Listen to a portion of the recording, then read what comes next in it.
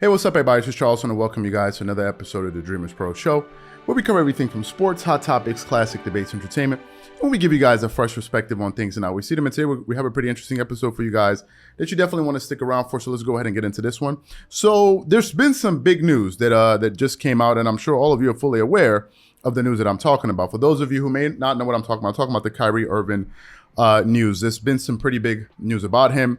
And according to a report that we got from CBSSports.com, Kyrie Irving will be able to play in all of the home games moving forward for the Brooklyn Nets. So I just want to quickly get into this article here. We're going to come back and give you guys our thoughts and really get into the meat of what we're going to be discussing here today. So the article starts off with the headline: Kyrie Irving cleared to play in Nets home games through upcoming changes to New York City mandate, per report. It continues on throughout this NBA season saga regarding Kyrie Irving's inability to play home games due to the New York City COVID-19 vaccine mandate. The Brooklyn Nets have remained optimistic that their star player would eventually be able to take the floor at Barclays Center. That day has arrived, as Irving will once be allowed to play in New York City, according to multiple reports. On Thursday, New York City will reportedly change its private sector COVID-19 vaccine mandate to allow an exemption for performers and athletes in the workplace. This amendment to the policy means that Irving will now be permitted to take the floor in Brooklyn Nets home games on Sunday against the Charlotte Hornets, according to The Athletic by Sham.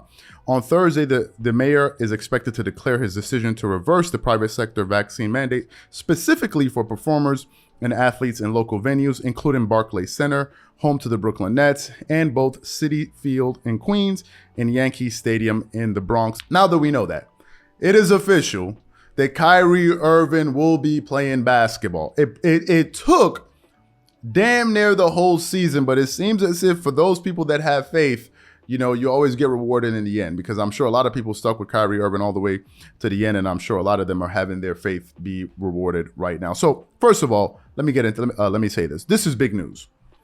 And this news is going to have a ripple effect all throughout the Eastern Conference playoffs. It is going to have a ripple effect.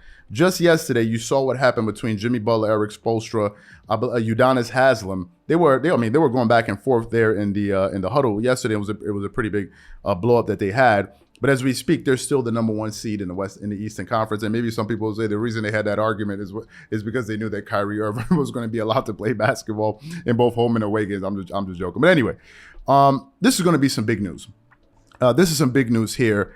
I think now the Nets go from being a KD-led team on a night-to-night basis, where Kevin Durant, a lot of the pressure was being put on him, especially on home games, when he had to play by himself as the only all-star in that team. Well, of course, Blake Griffin is a former, but you get what I'm saying, current all-star caliber player right now, to now being in a position where the Nets, on every single night, barring injury, are going to have Kyrie Irving and Kevin Durant fully available moving forward. That's big news.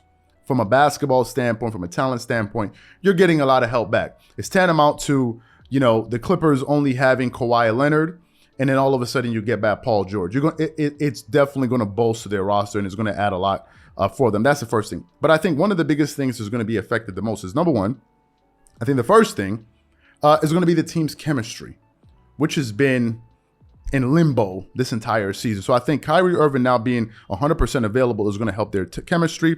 And I think guys will be able to build chemistry together, and it's going to help this team establish their playoff rotations. Playoffs I think are about a month away, right? I think there are only about 9 or 10 games left in the regular season. So we're going to have to actually start switching up this thing into the playoffs. And who knows, we may be doing a lot of lives this year with this new setup. So let's see what we could possibly do. But or I'm sure a good amount of you are aware of the importance of having an established rotation going into the playoffs. Usually coaches, what they like to do is limit their rotation to maybe an 8 to 9 man roster. Sometimes they go 10 deep, depending on the team that they're playing. If you look at the Clippers last year, I believe it was in the first round, they had to experiment with a bunch of different lineups, given a lot of the chess moves that oh my God, I forgot the coach of the former coach of the Dallas Mavericks. They won the championship with him. Rick Carlisle.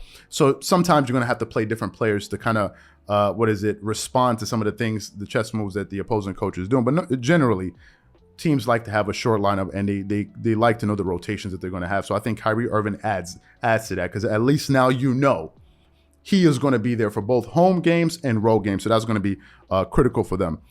Secondly, I think another thing that's going to be really important going into the playoffs is that now the Nets are going to have some great certainty, right? They're going to have some certainty. Although they know Ben Simmons is not going to be there, I think Kevin Durant is going to know that, listen, I have another all-star backing me up. The only thing that could probably disrupt this is injury. So what does this really mean for the Eastern Conference as a whole? Because really that's a larger question that we're asking here. And really that's what I want to get into here.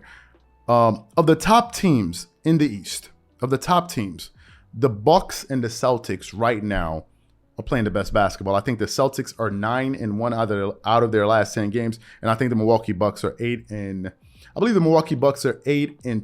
out of their last 10 games, and I think the Heat are 6-4, and I think the Bulls or something like that was 6-4. But those two teams are playing the best basketball right now, and it's very important going into the playoffs that you peak at the right time. You want to be playing your best basketball going into the playoffs so you have a rhythm. So I think what the Milwaukee Bucks are doing is very good, and I also think what the what's the other team that I just mentioned? The Celtics are doing is also really good. Obviously, the Brooklyn Nets have to establish a rhythm, and they need to start winning some games. So they need to start, getting some W's under their belt, just so they understand that the schemes that they're putting in place and the rotations that they're putting in place will actually work come playoff time. So they need to actually see some things, be able to extract some success from that. So that's there.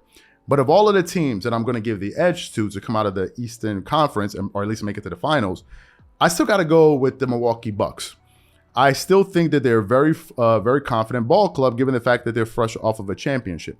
I think Giannis Antetokounmpo is going to be playing with a supreme level of confidence, although he's not a rah-rah guy and a guy that likes to beat his chest a lot and talk a lot, post a lot, whatever. But I think Giannis is supremely, confident. And I think there's some things we need to really look at if we're looking at this potential matchup as far as an Eastern Conference Finals potential matchup. And of course, you have the Philadelphia 76ers out there.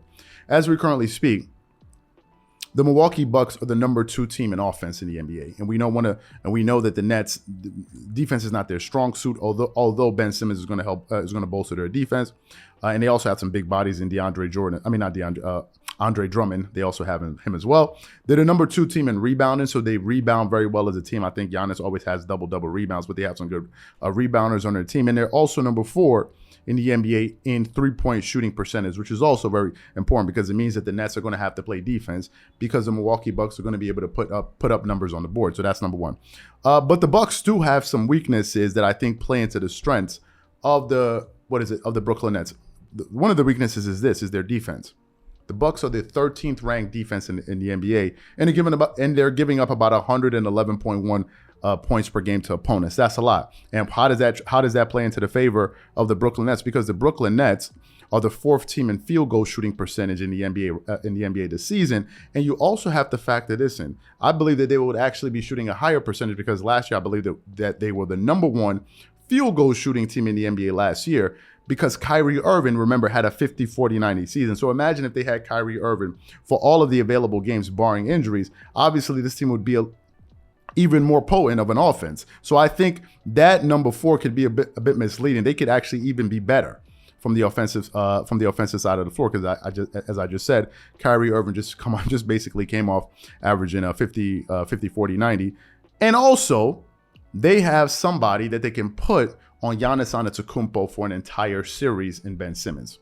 They have an all-world defender in Ben Simmons. There are very few players that could defend at that level, at that position like Ben Simmons. You're looking at Draymond Green, Kawhi Leonard, Ben Simmons, Paul George, but obviously I think Kawhi is a better defender than Paul George because of his strength and the size of his hands to be able to shoot all of that stuff. So I think it's going to be a good matchup, and I think it's going to be a close series, but I wouldn't be surprised if the Nets ended up beating the Milwaukee Bucks. I think the Milwaukee Bucks, in order for them to win against the Brooklyn Nets, I think they're going to have they're going to need to have some smart coaching. Remember last year in the playoffs, their coach was making some boneheaded decisions that had a lot of us scratching our heads. So they're going to need to be well coached this season. Also, I think what was the other boy they're going to need to be well coached, and I think Giannis is going to have some help from Chris Middleton and Drew Holiday on a consistent basis for an entire series. It can't be hit or miss, because chances are KD and Kyrie are going to be hit. So you don't want to get into a situation where you're having off games and these guys are going off. I think just last night, Kyrie Irving scored 40 plus points in that game. So to me, I think it's going to be very interesting, and I think the the return of Kyrie Irving is definitely going to shake things up. So what I want to know from you guys is this. What do you think about everything that I said? What do you think about the return of Kyrie? And what chance do you give the Brooklyn Nets going into the playoffs? Whatever you guys think, please leave your thoughts and comments in the comment section below. And we catch you guys on the next episode. Peace.